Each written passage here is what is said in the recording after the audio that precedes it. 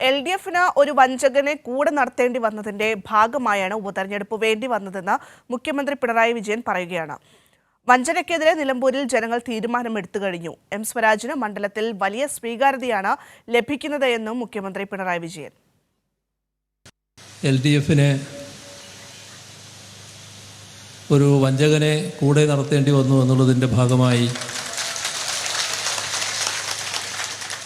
അയാൾ കാണിച്ച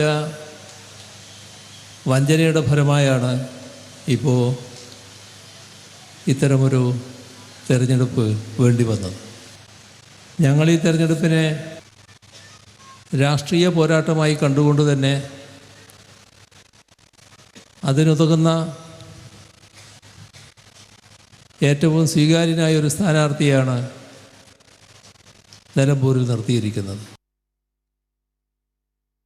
നൃപൻ ചക്രവർത്തിയുണ്ട് കൂടുതൽ വിശദാംശങ്ങൾ നൽകുന്നതിനായി. നൃപൻ, അതായത് PV അൻവറിന്റെ പേരെടുത്ത് പറയാതെ തന്നെയായിരുന്നു മുഖ്യമന്ത്രിയുടെ ഈ ഒരു പരാമർശം എന്നുള്ളത്. നേരത്തെ MP ഗോവിന്ദൻ മാസ്റ്റർ പറഞ്ഞൊരു കാര്യമുണ്ട്, അതായത് യൂദാസിന്റെ സ്വഭാവം അല്ലെങ്കിൽ യൂദാസ് എന്ന ഈ അൻവറിനെ ഉപമിക്കുന്ന ഒരു സാഹചര്യമൊക്കെ ഉണ്ടായിരുന്നു. എന്തായാലും മുഖ്യമന്ത്രി പിണറായി വിജയൻ ഇന്നിപ്പോൾ നിലമ്പൂരിൽ സജീവമായി തന്നെ തുടരുന്നൊരു കാര്യമാണ്. ഒപ്പം തന്നെ നമുക്കറിയാം, കഴിഞ്ഞ ദിവസങ്ങളിലൊക്കെ നമ്മൾ ചർച്ച ചെയ്തൊരു കാര്യമാണ് ഈ ജമാഅത്തെ ഇസ്ലാമി UDFന്റെ കൂട്ടുകെട്ടൊക്കെ. ഇതിനെതിരെയൊക്കെ ഇന്ന് മുഖ്യമന്ത്രി സംസാരിക്കുന്നുണ്ട്, അല്ലേ നൃപൻ?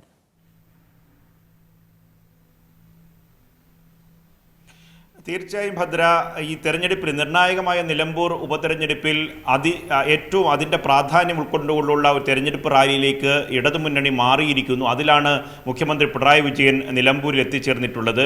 വലിയ തരത്തിലുള്ള രാഷ്ട്രീയ യുദ്ധത്തിലേക്ക് നിലമ്പൂർ മാറുന്നു എന്നതിൻ്റെ സൂചന തന്നെയാണ് മുഖ്യമന്ത്രിയുടെ ഇന്നത്തെ റാലിയുടെ പ്രസംഗം. രണ്ട് പ്രസംഗത്തിലും അത് ഏറ്റവും കൂടുതൽ ആക്രമിച്ചത് ഈ കോൺഗ്രസും UDFും ഒപ്പം തന്നെ ജമാഅത്തെ ഇസ്ലാമി എന്ന ഈ വർഗീയ രാഷ്ട്രീയം ഉയർത്തിപ്പിടിക്കുന്ന RSSന് തുല്യമായ മതരാഷ്ട്രവാദം ഉയർത്തുന്ന രാഷ്ട്രീയ പ്രസ്ഥാനവുമായി UDF, പ്രത്യേകിച്ച് കോൺഗ്രസ് കൈകോർത്ത് പിടിച്ച കൂട്ടുകെട്ടിനെതിരെയുള്ള രൂക്ഷ വിമർശനമാണ് മുഖ്യമന്ത്രി പിണറായി വിജയൻ രണ്ട് യോഗങ്ങളിൽ നടത്തിയത്.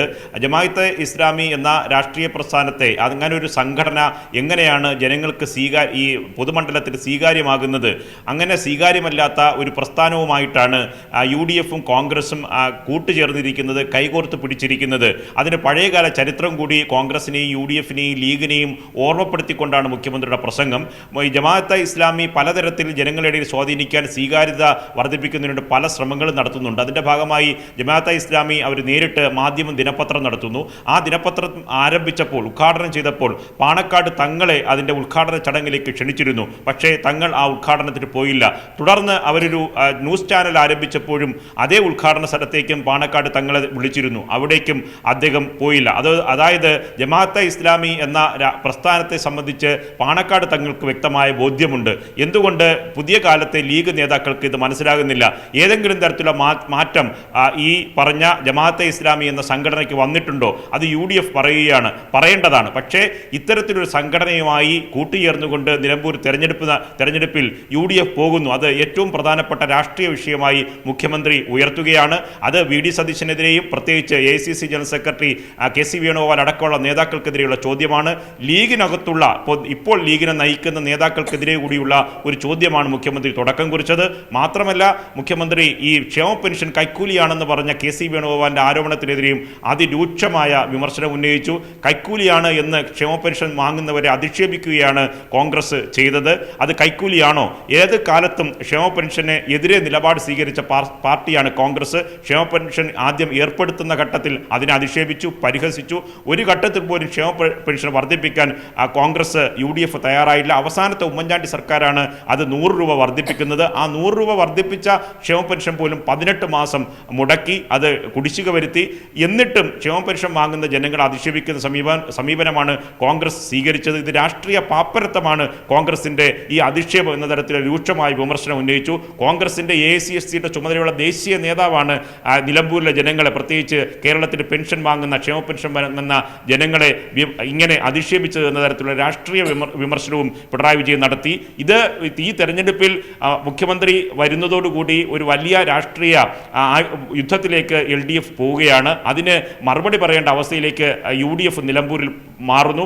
വലിയ നിശ്ചിതമായ രാഷ്ട്രീയ വിമർശനം. ഒന്ന്, മുഖ്യമന്ത്രി അവസാനം പറഞ്ഞു നിർത്തിയത് ഏറ്റവും പ്രധാനപ്പെട്ട കാര്യമാണ്. ജമാഅത്തെ ഇസ്ലാമിയുമായിട്ടുള്ള UDFിൻ്റെയും കോൺഗ്രസിൻ്റെയും കൂട്ടുകെട്ടിനെതിരെ ശരിയായ നന്മയുള്ള രാഷ്ട്രീയം ഉയർത്തിപ്പിടിക്കുകയാണ് LDFിൻ്റെ നയം.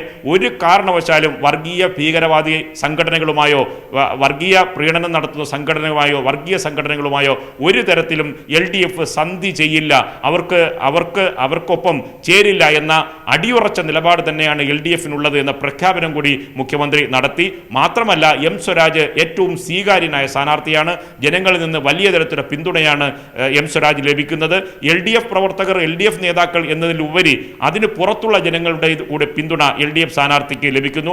അതിൻ്റെ ഒരു ആശങ്കയാണ്, അതിൻ്റെ ഒരു ഭയപ്പാടാണ് UDFിനുള്ളത്. അതുകൊണ്ടാണ് അനാവശ്യമായ ആരോപണത്തിലേക്കും വിവാദങ്ങളിലേക്കും പോകുന്നത്. അതുകൊണ്ടാണ് അവിശുദ്ധ കൂട്ടുകെട്ടിലേക്ക് UDF പോകുന്നത്. മാത്രമല്ല, M സ്വരാജ് ഏത് പദവിയും വഹിക്കാൻ യോഗ്യനായ വ്യക്തിത്വം എന്നുകൂടി മുഖ്യമന്ത്രി പറഞ്ഞു നിർത്തി. വലിയ ഹർഷാരവത്തോടെ ആയിരക്കണക്കിന് ജനങ്ങളാണ് 2 പൊതുയോഗങ്ങളിൽ മുത്തയിടത്ത് ഒപ്പം തന്നെ ചുങ്കത്തറയിലെയും യോഗങ്ങളിൽ പങ്കെടുത്തത്.